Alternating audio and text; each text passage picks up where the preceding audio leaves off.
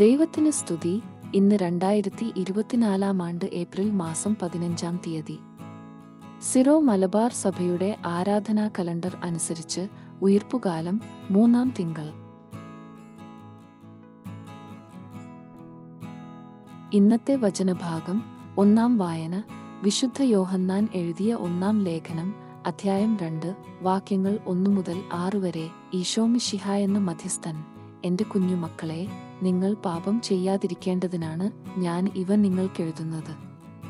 എന്നാൽ ആരെങ്കിലും പാപം ചെയ്യാനിടയായാൽ തന്നെ പിതാവിന്റെ സന്നിധിയിൽ നമുക്ക് ഒരു മധ്യസ്ഥനുണ്ട്, നീതിമാനായ യേശുക്രിസ്തു. അവന് നമ്മുടെ പാപങ്ങൾക്ക് പരിഹാര ബലിയാണ്, നമ്മുടെ മാത്രമല്ല ലോകം മുഴുവന്റെയും പാപങ്ങൾക്ക്. നാം അവന്റെ കൽപ്പനകൾ പാലിച്ചാൽ അതിൽ നിന്നു നാം അവനെ അറിയുന്നുവെന്ന് തീർച്ചയാക്കാം. ഞാൻ അവനെ അറിയുന്നു എന്ന് പറയുകയും അവന്റെ കൽപ്പനകൾ പാലിക്കാതിരിക്കുകയും ചെയ്യുന്നവന് കള്ളം പറയുന്നു, അവനിൽ സത്യമില്ല. എന്നാൽ അവന്റെ വചനം പാലിക്കുന്നവനിൽ സത്യമായും ദൈവസ്നേഹം പൂർണ്ണത പ്രാപിച്ചിരിക്കുന്നു. നാം അവനിൽ വസിക്കുന്നെന്ന് ഇതിൽ നിന്നു നാം അറിയുന്നു. അവനിൽ വസിക്കുന്നെന്നു പറയുന്നവന് അവൻ നടന്ന അതേ വഴിയിലൂടെ നടക്കേണ്ടിയിരിക്കുന്നു.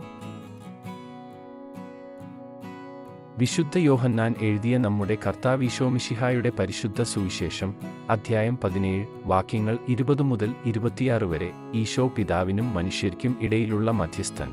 അവർക്കു വേണ്ടി മാത്രമല്ല, അവരുടെ വചനം മൂലം എന്നിൽ വിശ്വസിക്കുന്നവർക്കു വേണ്ടി കൂടിയാണ് ഞാൻ പ്രാർത്ഥിക്കുന്നത്. അവരെല്ലാവരും ഒന്നായിരിക്കാൻ വേണ്ടി. പിതാവേ, അങ്ങ് എന്നിലും ഞാൻ അങ്ങയിലും ആയിരിക്കുന്നതുപോലെ അവരും നമ്മിൽ ആയിരിക്കുന്നതിനും അങ്ങനെ അവിടുന്ന് എന്നെ അയച്ചുവെന്നു ലോകം അറിയുന്നതിനും വേണ്ടി ഞാൻ പ്രാർത്ഥിക്കുന്നു. നാം ഒന്നായിരിക്കുന്നതുപോലെ അവരും ഒന്നായിരിക്കുന്നതിന് അങ്ങ് എനിക്ക് തന്ന മഹത്വം അവർക്ക് ഞാൻ നൽകിയിരിക്കുന്നു. അവർ പൂർണ്ണമായും ഒന്നാകേണ്ടതിന് ഞാൻ അവരിലും അവിടുന്ന് എന്നിലും ആയിരിക്കുന്നു. അങ്ങനെ അങ്ങ് എന്നെ അയച്ചുവെന്നും അങ്ങ് എന്നെ സ്നേഹിച്ചതുപോലെ തന്നെ അവരെയും സ്നേഹിച്ചുവെന്നും ലോകം അറിയട്ടെ. പിതാവേ, ലോകസ്ഥാപനത്തിനു മുമ്പ് എന്നോടുള്ള അവിടുത്തെ സ്നേഹത്താൽ അങ്ങ് എനിക്ക് മഹത്വം നൽകി. അങ്ങ് എനിക്ക് നൽകിയവരും അത് കാണാൻ ഞാൻ ആയിരിക്കുന്നിടത്ത് എന്നോടുകൂടെ അവരും ആയിരിക്കണമെന്നു ഞാൻ ആഗ്രഹിക്കുന്നു. നീതിമാനായ പിതാവേ, ലോകം അങ്ങയെ അറിഞ്ഞിട്ടില്ല, എന്നാൽ ഞാൻ അങ്ങയെ അറിഞ്ഞിരിക്കുന്നു. എന്നെ അവിടുന്നാണ് അയച്ചതെന്ന് ഇവരും അറിഞ്ഞിരിക്കുന്നു. അങ്ങയുടെ നാമം അവരെ ഞാൻ അറിയിച്ചു. അവിടുന്ന് എനിക്ക് നൽകിയ സ്നേഹം അവരിൽ ഉണ്ടാകേണ്ടതിനും ഞാൻ അവരിൽ ആയിരിക്കേണ്ടതിനുമായി ഞാൻ ഇനിയും അത് അറിയിക്കും.